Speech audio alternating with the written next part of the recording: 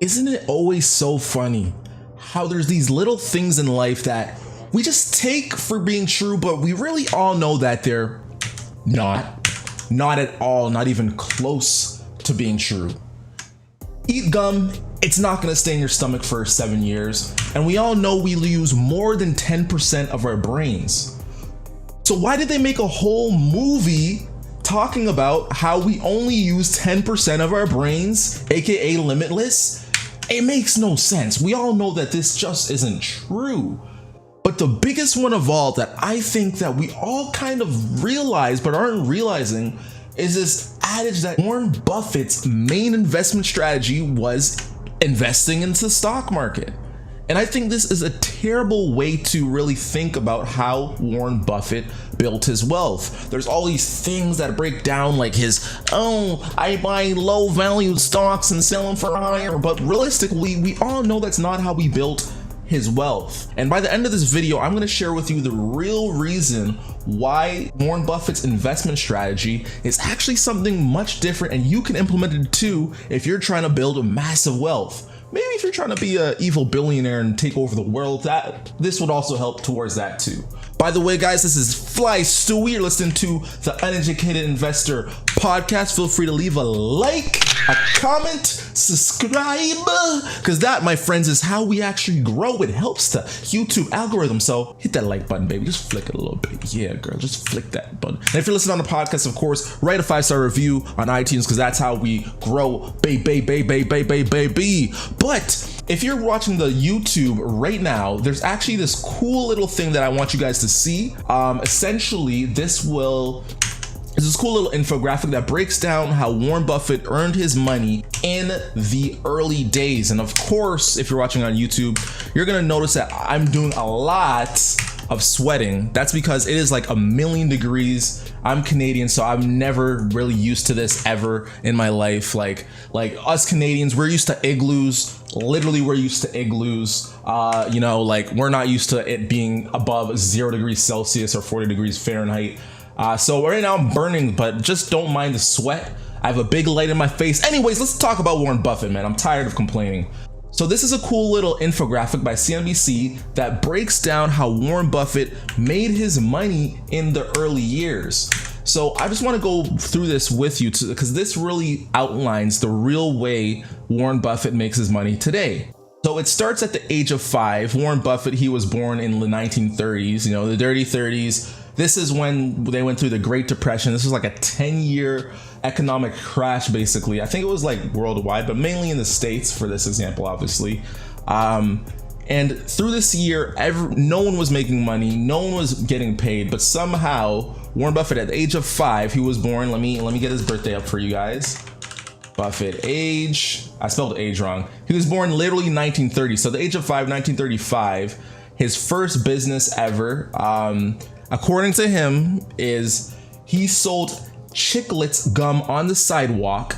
He also sold lemonade, but not in front of his house. He did it in front of his friend's house, which had better traffic. So from the age of 5, he was making money in an era where nobody made money. Let's keep going. At the age of 6, he purchased 6 packs of Coca-Cola from his grandfather's grocery store for 25 cents and resold each of those bottles for a nickel. So understand, he literally had 6 bottles, right? He sold them each for 5 cents. He had a profit of 5 cents, which doesn't sound like a lot, but of course that's a lot of money back in those days. Basically, to get the math, it's you take 5, you times it by 11. He's basically selling each bottle for like 30 cents or something like that. I don't know. My math's terrible. Each bottle is selling for 50 cents or something. I don't know. That doesn't matter. So more odd jobs that he was doing between 6 and 11. He scavenged the floor of local racetrack for winning tickets. This guy is literally a natural born hustler. I love it. Something else that he did, and you can follow along. By the way, remember to subscribe on Instagram to twitch.flystewie and my YouTube. Of course, remember to subscribe if you didn't.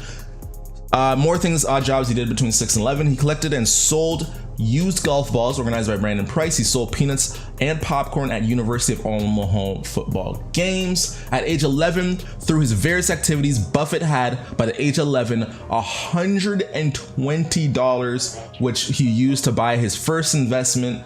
This investment, he made a nice profit, but he would have made more profit if he held, because it went to $202. He was super sad because of this. And then he realized from that age that if he just held the stock for a long time, then this is a great way for him to make a lot of money.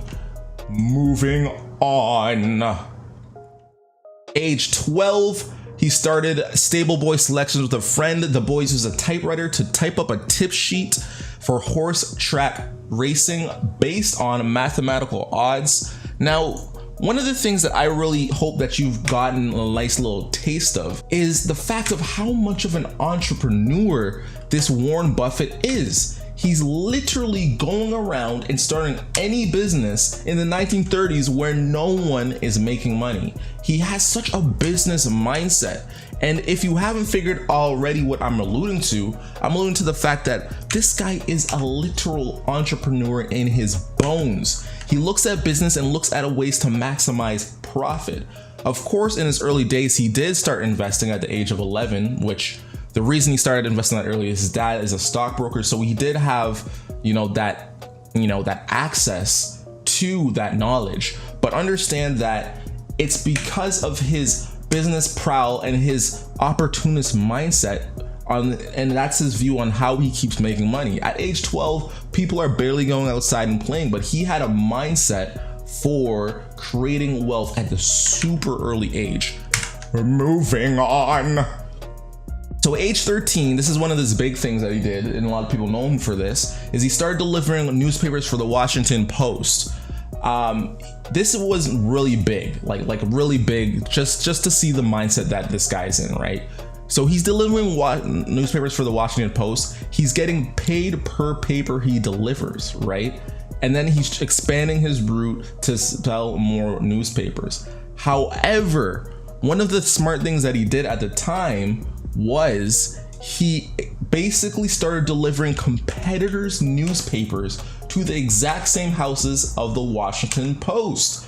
Which made this so ingenious is that he was getting paid twice and 3 times the amount per house he delivered at because he was delivering more than one paper. So at that time, he was making $175 per week. And if we just do a simple calculation so far, $175 in those days was basically you take 175, you times it by 11.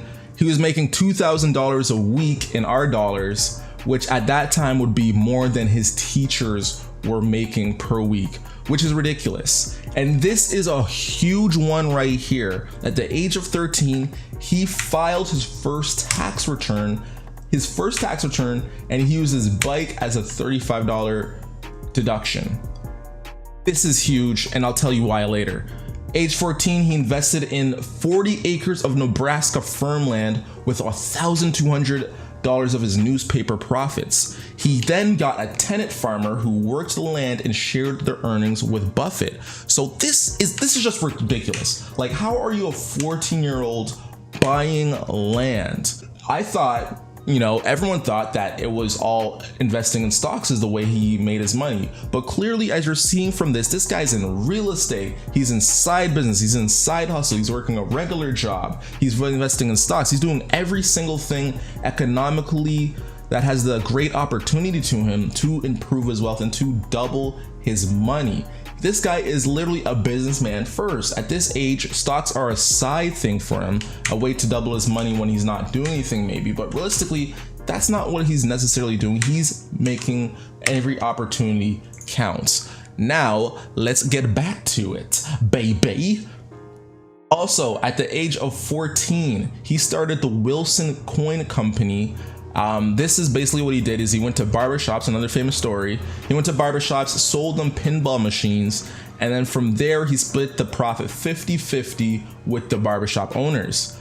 Before he graduated from high school, Buffett sold the company to a war vet for $1,200. Again, times that by 11, that's like Let's do the calculator math. That's around $12,000, but let's get the exact number.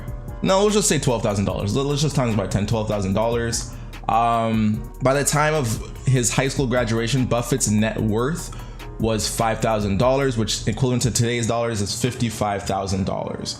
So this guy had a net worth of $55,000 graduating high school, man. Like, that is so ridiculous. It's so ridiculous. It doesn't make any sense at all. The rest of this infographic, I'll put in the link below, talks about how at 19 years old, he was devastated because he didn't get into Harvard and he really wanted to. It shows how he, got his investing prowess a little bit. But the reason I really wanted to go through this whole thing with you guys is to show you that Buffett's main way he thought about wealth generation was business first. You see, if you do a simple calculation and you really run the numbers, people always talk about how, Warren Buffett made money through investing. Well, let's just do a simple calculation of the market returns, right? Let's say the average stock market return right now for S&P 500 is 8%, right? Let's say you got, a super rich grandfather who gave you 100 grand at the age of 18. How long would it take you to make $1 billion? Would you make it before the age of 55, right? So 100 grand, invested from the age of, let's go 18. Let's go the age of 18, you invest that 100 grand. By the time you're 57, you really only made like $3 million, which is a lot of money from, the compounded interest. Every year your money makes money, it's money makes money, which is a lot of percent, right? If you're just buying an ETF stock, but that's not going to make you a billionaire. How about if you're a wizard like Warren Buffett and that 100 grand, you made 20% return every year? Now, will that turn into $1 billion? Let's check it and find out. We go down. Even at the age of 57, you're only making $288 million, which of course is a lot of money. But again, Warren Buffett is worth $80 billion. So how on earth did he make $80 billion? All right, let's say you got a really rich family and they gave you not 100 million, but they gave you $10 million to start. At the age of 18, you're making a 20% return. You're literally doubling what portfolio managers get for the public in 401ks. They're doubling the greatest investors' profits. So let's see how much you could make with 20% return per year on a $10 million at the age of 18. So by the time you are 41, you would make $1 billion, which is a lot of money. By the time you are 57, you would have $23 million. So how do you get these crazy returns? And this is $10 million. You mean 10 million. Clearly at this age, Buffett does not have $10 million at the age of 18. He only has 100 grand, not even 100 grand, like 50 grand. And I want to basically show you the way that he did it.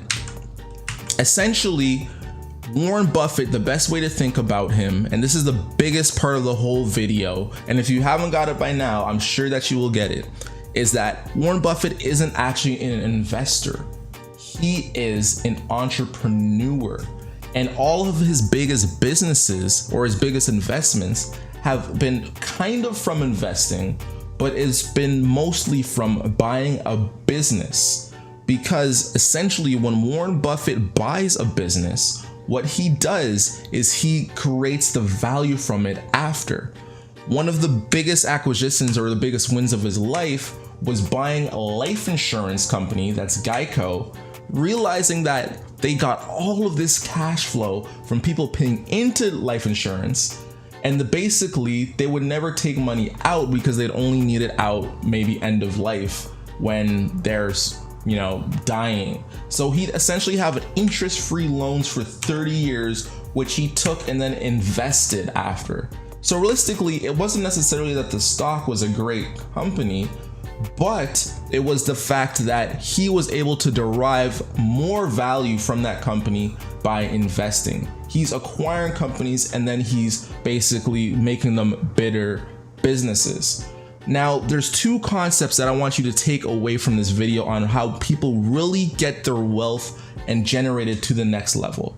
The first concept, and let me wipe my sweaty head, because I don't want YouTube to be like, oh my god, why is Fly Stewie so sweaty in the comments? Oh, he's so sweaty. Okay, what am I saying? Anyways, the first thing I really want to take from this is that he knows how to leverage debt and leverage equity. And what do I mean by this? What I mean is that when he was a young strapping lad, bought the pinball machines, right? One of the things that he did was a 50-50 revenue split with someone else. Didn't just leverage his own efforts, but leverage other people's efforts as well. You know, this is a guy who really knows how to use not only his efforts and his money, but knows how to use other people's money to really make more money. I think one of the biggest things that wealthy people understand is really how to leverage debt to make more money. And of course, if they're running a business, how to leverage equity to make more money. This is one of the things that I think us as average people really get wrong. When we think of debt, we think about buying things that we can't afford now. So therefore, we think about getting our credit cards out and literally going out, you know, buying things with our credit cards that we can't afford, financing expensive vacations that we can't afford, where rich people will use debt and buy things for their business and use that debt to make themselves more money. So Warren Buffett, he's going out there and he's buying pinball machines, and then he's buying acres of land, things that will make him more money at the age of 14, and using those to expand his wealth. So he has more money so that he can buy more investments to make him more money. Another big thing that rich people really understand how to do is age 13. This is the best described as age 13. This is super important. I think this is very important that we need to really understand. At age 14, Warren Buffett really understood how about business is that he filed his tax return and claimed his bike as a $35 tax reduction. Rich people are ingenious at avoiding taxes. Going back to the life insurance example, by using other people's money to invest, that life insurance money, and using debt to invest, he basically is understanding that he does not want to ever pay taxes. So let's do a simpler example. Back to the bike, $35 tax reduction. You know, now all of a sudden, instead of paying tax on $1,000, let's say he makes $1,000 at the end of the year, he's paying tax on $1,000 minus 35, which is like $965. Look at me with the head math. Oh my God, let me pat myself on the back. That's what rich people do. They never pay taxes ever, ever, ever. And this is just a very simple example of how business income, when you generate business on your income, essentially you're making revenue, right? And revenue, you can start discounting your operating expenses, your interest that you pay. So for Warren Buffett's example, his operating expense was his bike because he needed that to get the newspapers, you know, his interest expense, you can think, and that end dollar at the very end, you know, after you take away your operating expenses, after you take away your depreciation for your bike or your car or whatever, that end amount is your net operating income or whatever, and then you can take your tax away after that. Whereas people like us who are workers, who are working, for example, we have to pay taxes on our salary directly. Like there is no deducting expenses and everything, and there is none of that. So Warren Buffett understood business. He understood acquiring different businesses. He understood selling businesses. Like he sold the pinball machine after high school. He had a very huge grip of how to run businesses, and this is what helped him. So as investors, uneducated investors, what have we learned today? How can we really use this information about Warren Buffett and understand that and leverage this information so we can make money for ourselves? And again, I'll say it again.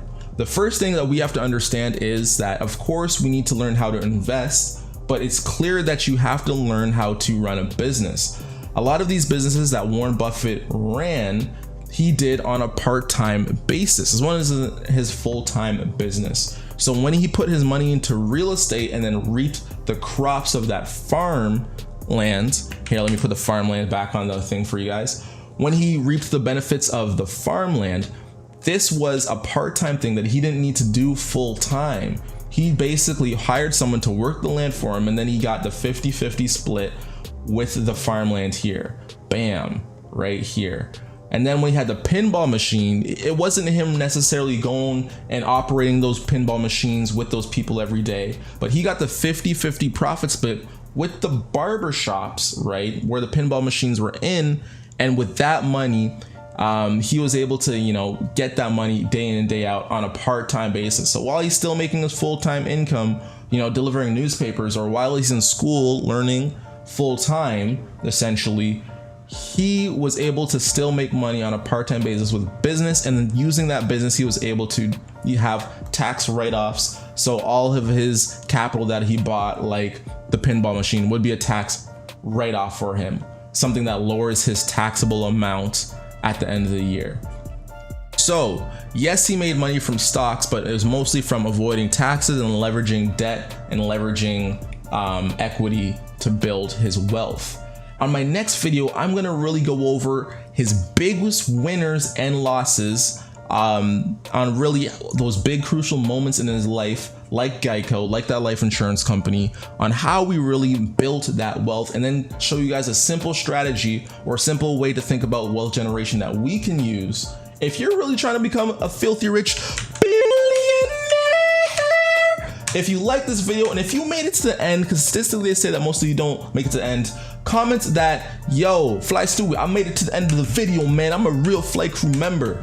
And thank you guys for watching again. I'm gonna try to bring out more videos and more podcasts for you guys, really getting into this stuff, because I've been obsessed with the billionaires lately. Make sure you leave a like, leave a comment, and as always, the best, most brightest investors are the uneducated ones. Why is that? That's because the uneducated investors, they never stop learning. Sorry for sweating up the place, but I love you, Flight Crew, and I'll see you next time.